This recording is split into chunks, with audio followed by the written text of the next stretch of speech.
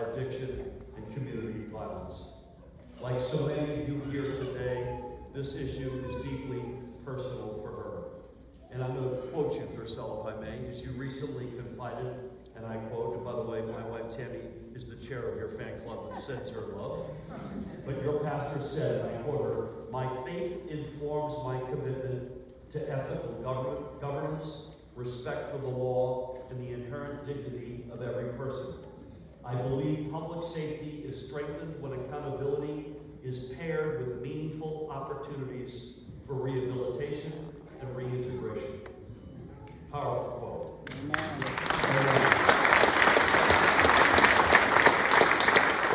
And just as she brings Scripture to life each Sunday, her words remind us exactly why this moment is so profound.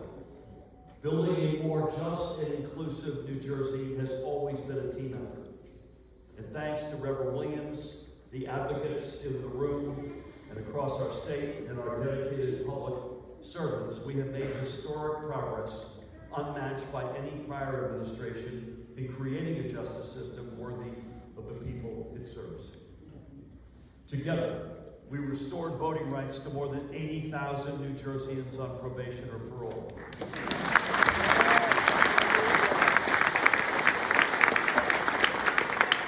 And those individuals accepted accountability, they served their time, and they earned the same fundamental rights and freedoms guaranteed to every American citizen. Back in 2024, on Juneteenth, I might add, we launched a groundbreaking clemency initiative, creating a fair, thoughtful, and impartial process to provide legal relief to New Jerseyans who have earned their second chance.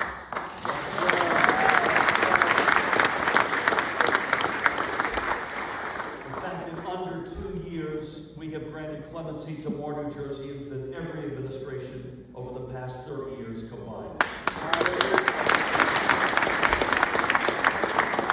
And by doing so, we have changed the lives of more than 300 individuals and their families. And by the way, we're not done. We're not done, man. You know, they talk about me. Thank you for the executive clemency. I'm a former national board member of the NAACP. I know the one thing you do is you don't leave church early. I earned the nickname of Mr. Benediction. That was my nickname. I told us the window earlier today. Today I'm going to let you down. I'm going to leave before benediction, but the reasons are good, including a lot more work on clemency, so stay tuned. So today we take the next step. As things stand, as I mentioned, hundreds of thousands of New Jerseyans with criminal offense convictions have been barred for life from serving on a jury. We don't know the exact number. Mahan Gunaratna is here on our team. We think it's about 350,000 New Jerseyans, which is about 4% of our state's population. They've been denied the opportunity to perform one of the most fundamental civic duties. And all of us have been denied the promise of being judged by a jury that truly reflects our communities. Those individuals excluded from our jury boxes are disproportionately Black and Latino. And a justice system that does not look like the people it serves is not built to serve, frankly, any of us.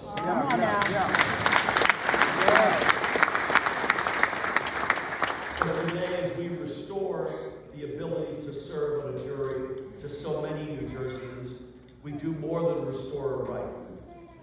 We restore trust. We restore dignity. And we restore faith in a system that must work with the people, not apart from them. Yeah. Through the executive order I will sign in a moment, New Jersey will join a group of states, by the way, including some very red states like Indiana and North Dakota. And Ryan and all know this and their colleagues. It's a shocking list that we're not on. We're about to be on that list, where jury rights restoration is already law. Because if we want to restore the people's trust in our system of government, we need to ensure that our state and our nation live up to the promise of equal justice for all. Equal justice for individuals. Where's Davey, my buddy who I just met outside? Where are you? You're right in front of me, man. You should be sitting next to Tony. That's two for one step. Equal justice for guys like Damien Stackhouse, who's with us today, joined by his mom, Kathleen, mom right there.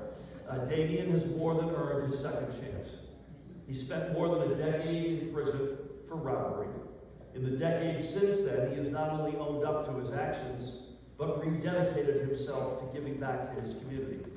He serves as a Justice Fellow in the Democracy Justice Program at the New Jersey Institute for Social Justice, and as a Community Police Alliance Supervisor in Somerset County, where he responds to mental health crises and works with residents to connect them with vital resources, proving that his past does not define his future.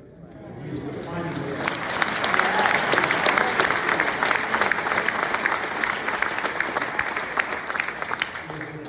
on his own terms by contributing to the future of this state that we all love so dearly.